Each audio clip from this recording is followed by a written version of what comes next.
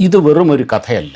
ഭാരതീയർക്കെതിരെ British കോടതികൾ കാട്ടിയ ക്രൂരതയുടെയും ദശാബ്ദങ്ങളോളം ചരിത്രത്തിൽ നിന്ന് മറച്ചുവെക്കപ്പെട്ട ബ്രിട്ടീഷ് രാജിന്റെ ഏറ്റവും വലിയ നീതിന്യായ ഗൂഢാലോചനകളിൽ ഒന്നിൻ്റെയും കൈപ്പേറിയ സത്യമാണ്. അതാണ് ഗോരഖ്പൂരിലെ ചൗരി ചൗരാ സംഭവം. 1922 ഫെബ്രുവരി 2 ഗോരഖ്പൂരിലെ ഗൗരി ബസാറിൽ വിലക്കയറ്റം, മദ്യഷാപ്പുകൾ, അമിതമായ ഭൂനികുതി എന്നിവയ്ക്കെതിരെ ഗ്രാമവാസികൾ സമാധാനപരമായി പ്രതിഷേധിക്കുകയായിരുന്നു. എന്നാൽ സമാധാനത്തിൽ ബ്രിട്ടീഷ് പോലീസിന് താൽപ്പര്യമില്ലായിരുന്നു. അവർ ലാത്തി വീശുകയും ഗ്രാമവാസികളെ ക്രൂരമായി മർദ്ദിക്കുകയും നിരവധി പ്രതിഷേധക്കാരെ അറസ്റ്റ് ചെയ്യുകയും ചെയ്തു. ഇതിനെതിരെ 1922 ഫെബ്രുവരി 4 ആയിരക്കണക്കിന് ആളുകൾ ചൗരി ചൗര പോലീസ് സ്റ്റേഷന് മുന്നിൽ തടിച്ചുകൂടി. പ്രതിഷേധം സമാധാനപരമായിരുന്നെങ്കിലും പെട്ടെന്ന് ബ്രിട്ടീഷ് പോലീസ് ജനക്കൂട്ടത്തിന് നേരെ വെടിയുതിർത്തു. നിരപരാധികളായ 3 ഗ്രാമവാസികൾ കൊല്ലപ്പെട്ടു. ഇതിൽ പ്രകോപിതരായ ജനക്കൂട്ടം തിരിച്ചടിച്ചു.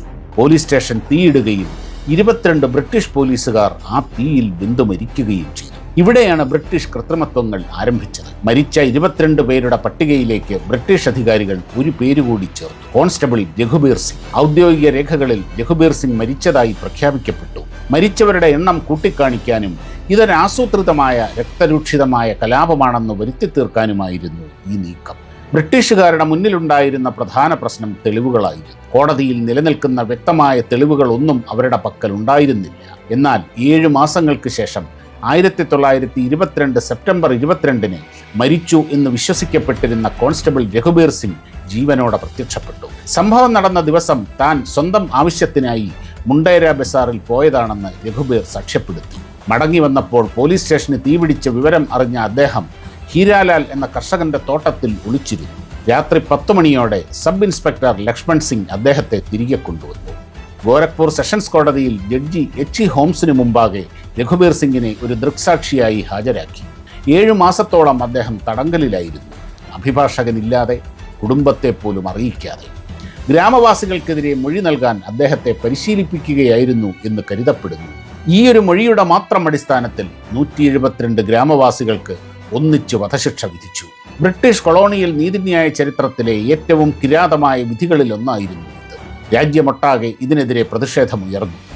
ആ ഘട്ടത്തിലാണ് പ്രശസ്ത അഭിഭാഷകനും സ്വാതന്ത്ര്യസമര സേനാനിയുമായ പണ്ഡിറ്റ് മദൻ മോഹൻ മാളവ്യ ഈ കേസിൽ ഇടപെടുന്നത്. അലഹബാദ് ഹൈക്കോടതിയിൽ ഈ വിധിയെ ചോദ്യം ചെയ്തുകൊണ്ട് മാളവ്യ ഒരു നിർണായക ചോദ്യം ഉന്നയിച്ചു.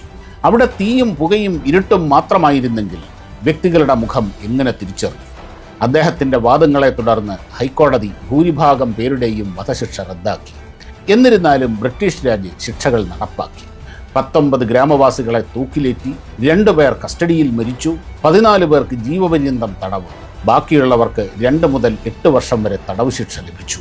വെറും 38 പേർ മാത്രമാണ് കുറ്റവിമുക്തരാക്കപ്പെട്ടത്. ഒരു കള്ളസാക്ഷിയിലും മരിച്ച പോലീസുകാരനിലും കൊളോണിയൽ ഗൂഢാലോചനയിലുമാണ് ഈ കേസിലെ ശിക്ഷകൾ മുഴുവൻ കെട്ടിപ്പൊക്കിയത്. ചൗരി ചൗര സംഭവം ഭാരതീയരുടെ ഹൃദയത്തിൽ വലിയൊരു വിപ്ലവ തീ പടർത്തി.